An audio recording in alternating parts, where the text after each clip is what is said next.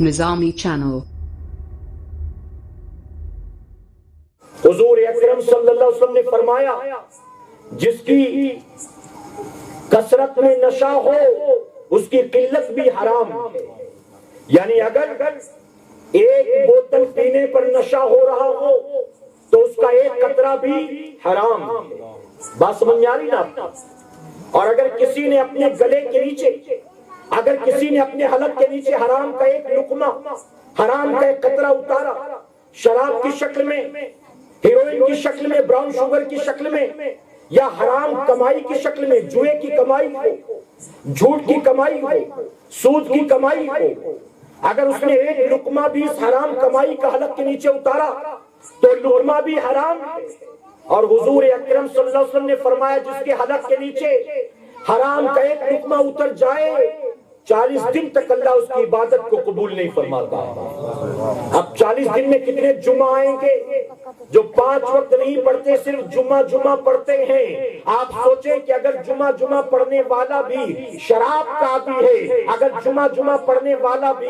Drugs کا عادی ہے، اگر جمعہ پڑھنے والا بھی حرام کاروبار کا اور حرام کمائی کا عادی ہے، تو اب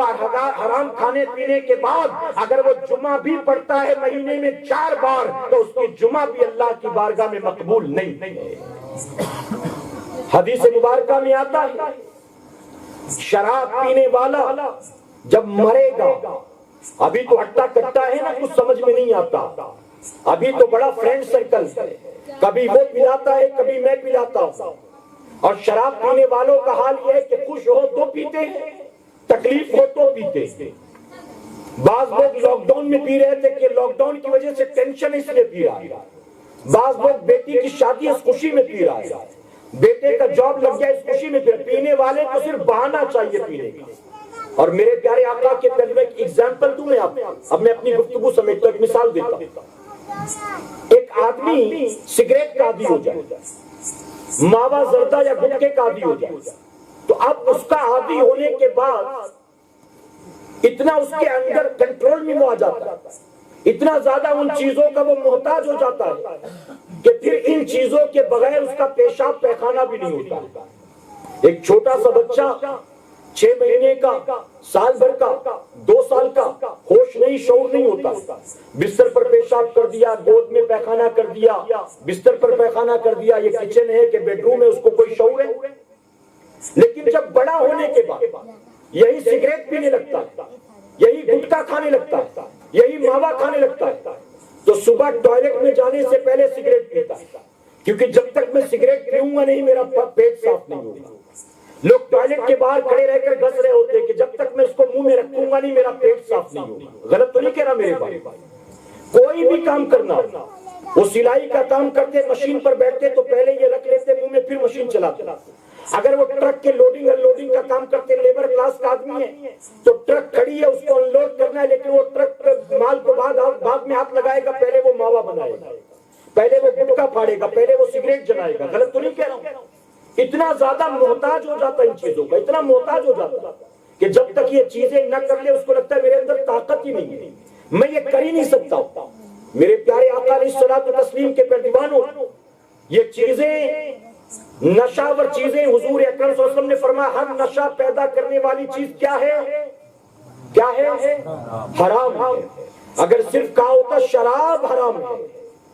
تو ایم ڈی والا کہتا شراب حرام ہے نا حضرت، ایم ڈی تو حرام نہیں ہے نا، براؤن شوگر تو حرام نہیں ہے نا، ہیروئن تو حرام نہیں ہے۔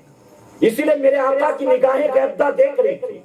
آج نشہ کرنے کے لیے لوگوں کے پاس صرف شراب ہے، لیکن کل سینکڑوں چیزیں وجود میں آ چکی ہوں گی۔ اس لیے میرے آقا نے فرمایا ہر نشہ پیدا کرنے والی چیز حرام ہے، اور میرے آقا جانتے تھے آج اسے شراب کہتے ہیں، کل اس کے نام جدا جدا ہوں گے، کہیں نام بیئر ہوگا، کہیں وسکی ہوگا، کہیں برانڈی ہوگا، کہیں رم ہوگا، کہیں کچھ اور ہوگا۔ اس لیے آقا نے فرمایا قیامت کی نشانیوں میں ایک نشانی یہ بھی ہے کہ شراب کو نام بدل بدل کر پیا جائے گا، لیکن وہ شراب ہے تو ہر صورت اور ہر نام کے ساتھ وہ حرام ہے۔ اور فرمایا کہ شراب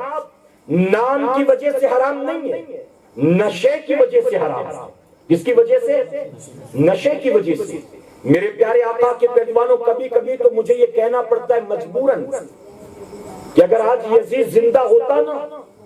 یزید زندہ ہوتا تو آج کے نشیڑیوں کو، چرسی گنجیڑیوں کو دیکھ کر خوش ہوتا اور کہتا کہ میرے پاس تو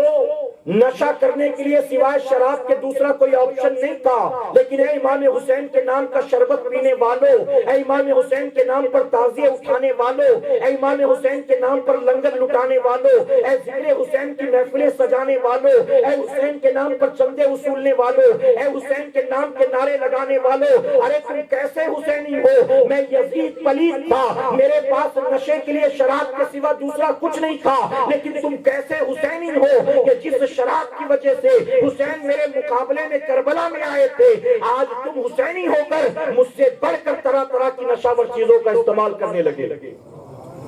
اسی منہ سے امام حسین کے نام کا شربت بھی پیے اور اسی منہ سے معاذ اللہ شراب کے پیالے بھی لگا۔ مولا کائنات مولا علی کرم اللہ وجہ الکریم سے محبت کرنے والوں، جانتے ہو حضرت علی کیا فرماتے ہیں؟ مولا کائنات مولا علی کرم اللہ وجہ الکریم فرماتے ہیں اگر کسی سمندر کے پانی میں شراب کا ایک قطرہ گر جائے اور وہ سمندر سوکھ جائے اور اس کی سوکھی ہوئی زمین میں گھاس پیدا ہو جائے، میں علی اپنی سواری کے گھوڑے کو کبھی وہ گھاس کھانے نہیں دوں گا۔ بات سمجھ میں آئی آپ سے؟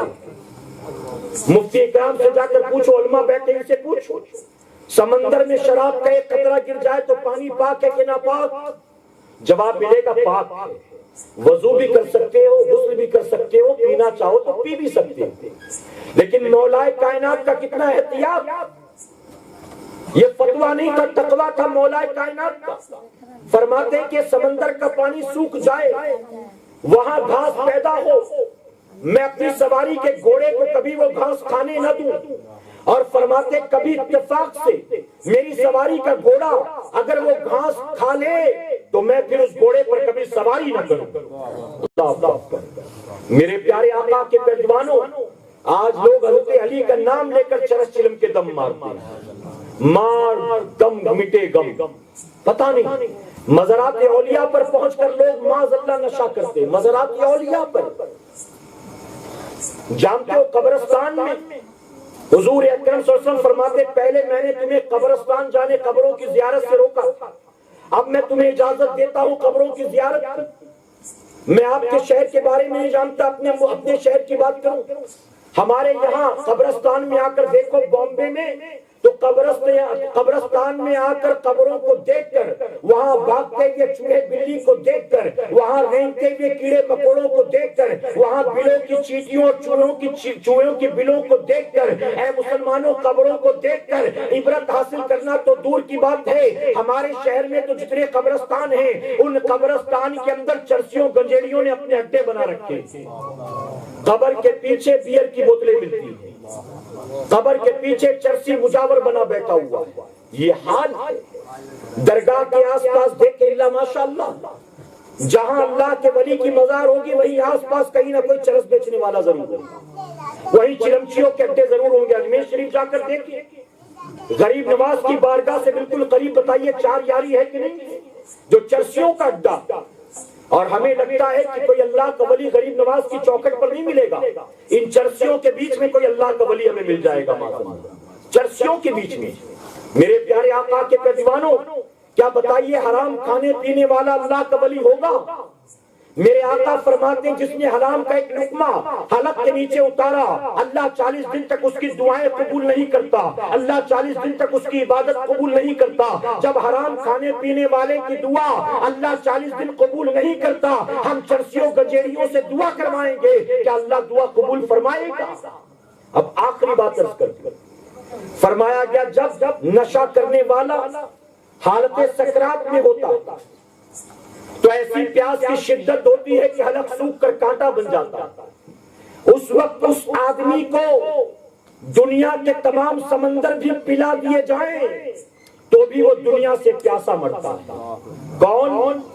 جو نشاور چیزوں کا عادی ہوتا ہے، اب وہ چاہے کسی چیز کا نشہ ہو، صرف شراب نہیں، کوئی بھی نشہ، اگر نشاور چیزوں کا عادی ہے تو سکرات کے وقت مرے گا ایسا کہ پیاسا ہوگا، اور پیاس یہی تک محدود نہیں بلکہ فرمایا گیا جہنم میں یہ پیاس کی شکایت کرے گا، العطش العطش، پیاس پیاس،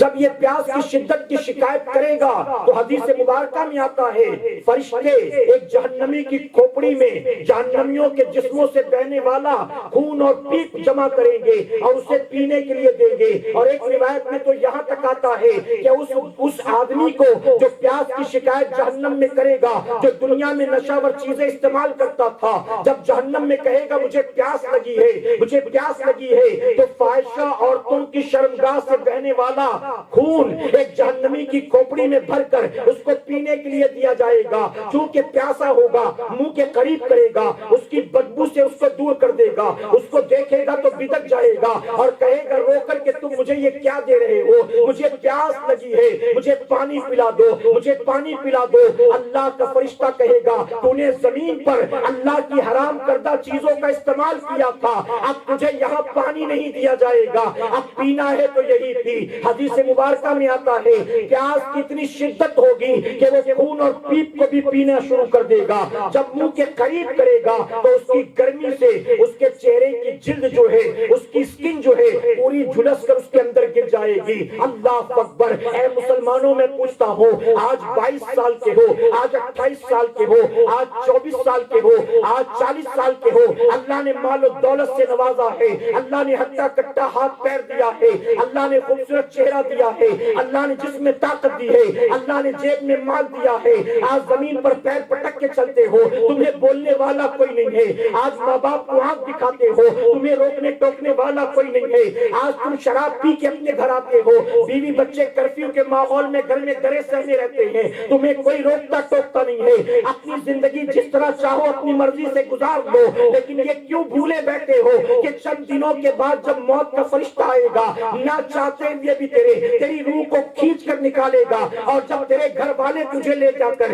قبر میں اتاریں گے اور بیوی اطمینان کی سانس لے گی، چلو عزت گزار لیں گے، زندگی تو اطمینان سے گزرے گی، زمین کا پاپ ہلکا ہوا، دھرتی کا بوجھ ہلکا ہوا، ایک گناہگار دنیا سے رخصت ہوا، پھر سوچو مرنے کے بعد قبر میں کیا ہونے والا ہے، محشر میں کیا ہونے والا ہے، آخرت میں جہنم میں کیا ہونے والا ہے۔ اے مسلمانوں، یہ مختصر زندگی ہے، اپنی مختصر سی زندگی کے لیے ہمیشہ کی آخرت کو کیوں برباد کرتے ہو، اپنے دوستوں کے چکر میں اپنے مولا کو کیوں ناراض کرتے ہو، اپنی نفس کی لذتوں کے لیے آخر اپنے نبی کی نافرمانی کیوں کرتے ہو۔ اے سرکار مدینہ کے پردوانوں، اگر آپ کا ایمان و عقیدہ ہے کہ میرے نبی کی آنکھوں سے نہ میری نیکیاں چھپی ہیں نہ میرے گناہ پوشیدہ ہیں، تو شراب پیتے وقت اس نبی کا خیال کیوں نہیں آتا ہے جو رات رات بھر حالت سجدہ میں ہم گناہگاروں کے لیے رویا کرتے تھے۔ جب تم شراب کے پیالے اٹھاتے ہو، جب تم تاش کے پتے پھینکتے ہو، جب تم لاٹری کا ٹکٹ نکالتے ہو، جب تم جوئے میں پیسے لگاتے ہو، جب IPL میں بیٹنگ کرتے ہو، تب تمہیں اس نبی کا خیال کیوں نہیں آتا جس نے میدان احد میں اپنا دندان مبارک شہید کروایا تھا، اپنی بیٹی فاطمہ کے لیے نہیں کروایا تھا، اپنے بیٹے حسن حسین کے لیے نہیں کروایا تھا، ہم گناہگاروں کے لیے کروایا تھا۔ تمہیں اس نبی کا خیال کیوں نہیں آتا؟ تین دن حالت سجدہ میں اس کا رونا تمہیں یاد کیوں نہیں آتا؟ شعبے ابی طالب میں اس کا قید رہنا تمہیں یاد کیوں نہیں آتا؟ اپنے شکم پر پتھر باندھنا تمہیں یاد کیوں نہیں آتا؟ اے مسلمانوں، کل مرنے کے بعد اس نبی کو کیا منہ دکھاؤ گے؟ یہ شرابی منہ ایسا ہے کہ نبی کی بارگاہ میں پیش کر سکو، یہ زبان ایسی ہے کہ نبی پر درود و سلام پیش کر سکو۔ اپنے آپ کو سدھارنے کی کوشش کرو، ورنہ یاد رکھنا اس کورونا نے لاکھوں مارے ہیں، ابھی ختم نہیں ہوا، اگر ہمارا بھی نمبر لگ گیا تو کیا کرو گے؟ یہ نہ سمجھنا کہ میں ابھی 24 کا ہوں، میں ابھی 40 کا ہوں، میں ابھی 50 کا ہوں، یہ بہت بڑی غلط فہمی ہے۔ یاد رکھنا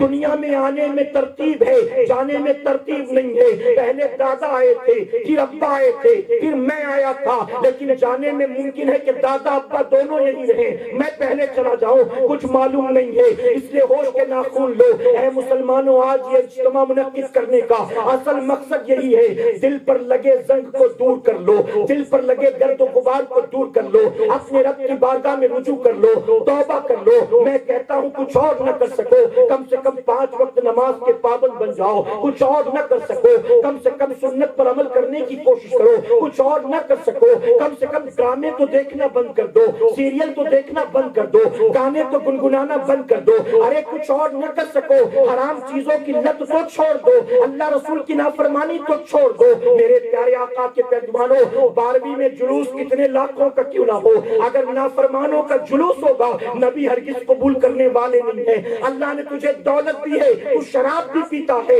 اور مدرسوں کو لاکھوں کا چندہ بھی دیتا ہے, اللہ تیرا وہ چندہ قبول کرنے والا نہیں ہے, اللہ تیرا یہ دھندا قبول کرنے والا نہیں ہے. اگر تو سوچے کہ پیسے دے کر تو خوش کر لے گا, ممکن ہے کسی رشوت خور کو کھلا پلا کے تو راضی کر کے اپنا کام بنوا لے, لیکن تیری دولت قیامت میں تیرے کام نہیں آئے گی, تیرا کاروبار قیامت میں تیرے کام نہیں آئے گا, تیرا اسٹیٹس قیامت میں تیرے کام نہیں آئے گا. تو اگرچہ کتنا غریب تھا, فاتح کش تھا, پیور لگے کپڑے پہنتا تھا, لیکن تو نمازوں کا پابند تھا, کل قیامت میں اللہ تجھے تیرے محلے کے کروڑ پتی سے پہلے جنت میں داخل فرمائے گا. اور اگر کسی کے پاس دولت کا انبار تھا لیکن وہ اللہ رسول کا نافرمان تھا, غریب جنت میں جائیں گے, اس گناہگار کو جنت میں جانے نہیں دیا جائے گا. اللہ اپنے محبوب پاک کے صدقے ہمیں آپ کو سب کو کہنے سننے سے زیادہ عمل کرنے کی توفیق عطا فرمائے.